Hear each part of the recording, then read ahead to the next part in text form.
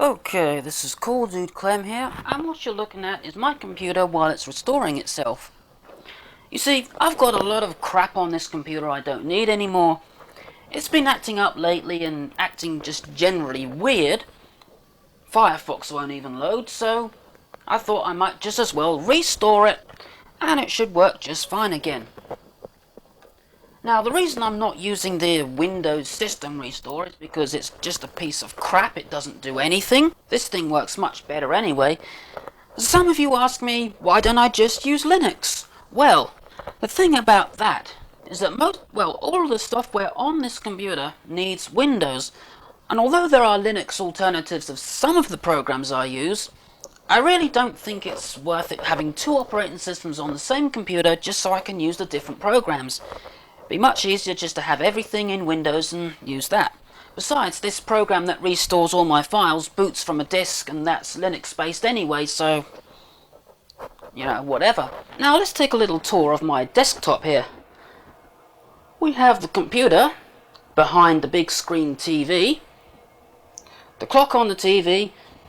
Behind the TV is my Sky Plus, which is buggered up as well, and I'm going to be fixing that in a later video. And underneath, you might be able to see a very old tape recorder. And here it is. Now, some of you may recognize this, some of you may not. And if you're wondering why I've turned the sort of deck upside down, it's because I like to see the valves glowing. Or tubes, depending on what you call them. Although the camera can't really pick it out. Maybe if I turn the light off, you might be able to see it. Oh, just about. It's a very faint glow, but that's much brighter in real life. For some reason this camera has a blind spot for that and just cannot see them at all. But anyway, I'm going to replace that with this. Now this is an amplifier, little amplifier circuit that I've been working on. It's been kind of an on and off project. Now I was going to build this into a fully functional amplifier, but I think I'll use this for the amplifier for my computer. And it's on right now. If I turn the volume up and talk, well, you can hear feedback from the microphone there. So, you can tell that's working. Okay, it's done. Now, let's see if it will boot up. I don't have a mouse connected to this, so I'm having to do everything via the keyboard because I was using my gamepad as the mouse, but obviously cannot do it on this. But anyway, I'm just going to take the disc out and exit out of this program if I can, of course. Make sure the disk is out of the drive. Okay. Let's turn on the computer and see if it boots.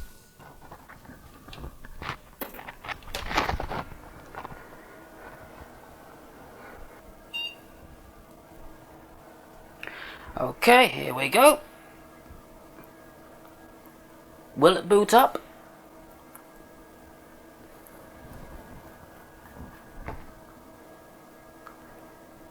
It's not looking good, is it? Okay. Thought this might happen. Fortunately, I have another idea.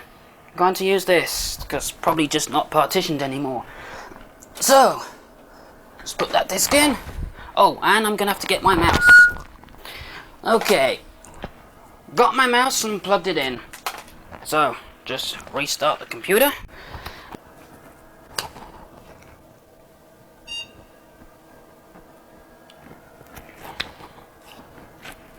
So let's just fix this little problem.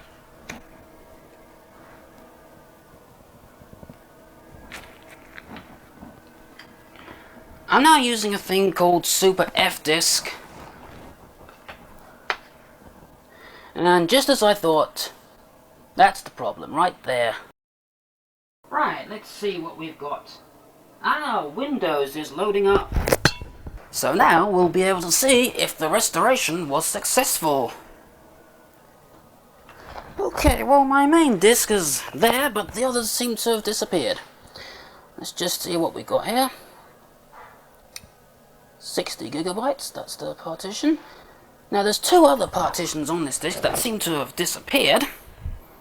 So, go back into Super F Disk and see what the hell's going on. Okay, it appears my computer does not want to cooperate.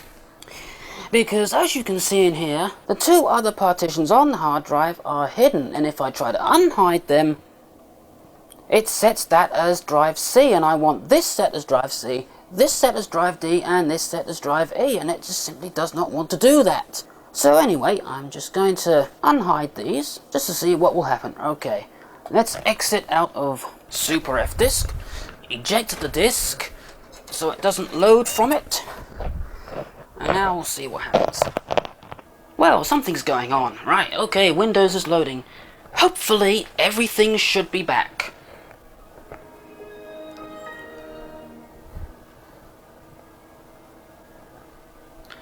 Oh, well, my background seems to have mysteriously reappeared as well, so I think we might be back in business. Now, let's just see what's going on. Oh, yes. Those three partitions are there now. So I think Super F Disk was just BSing me. Anyway, I'm just going to rearrange everything on the desktop and then rearrange the desktop. Well, I've just been going through the things to see what's on here. And look what I found, the old YouTube poop that I made.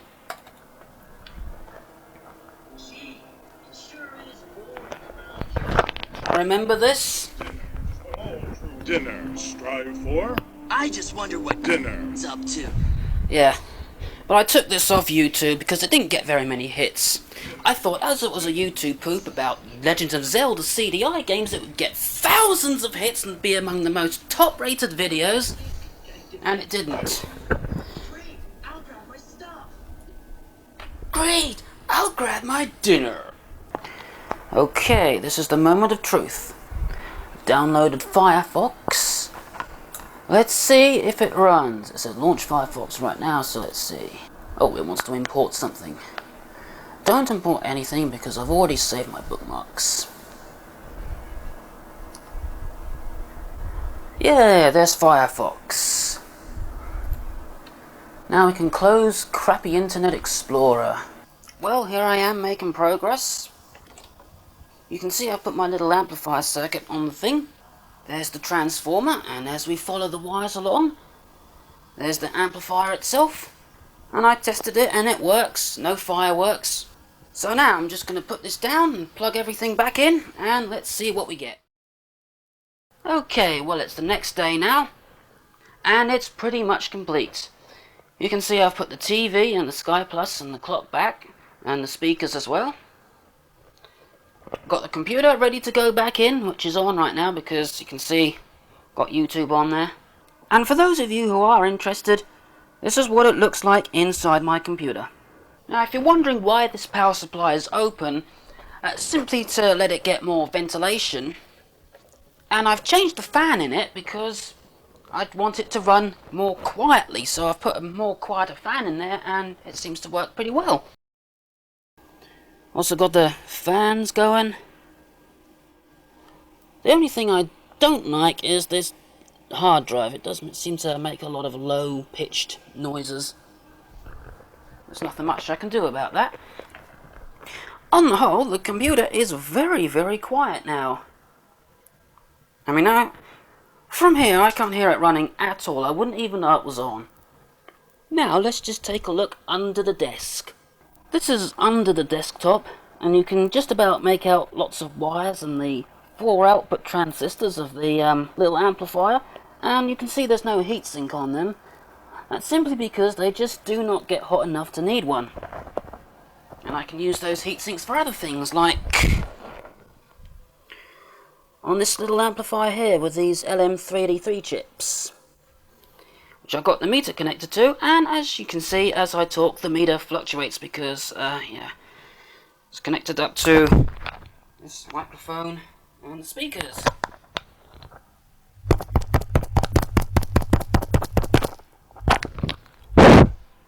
And now it's time for a bit of a story with my ugly mug on the screen.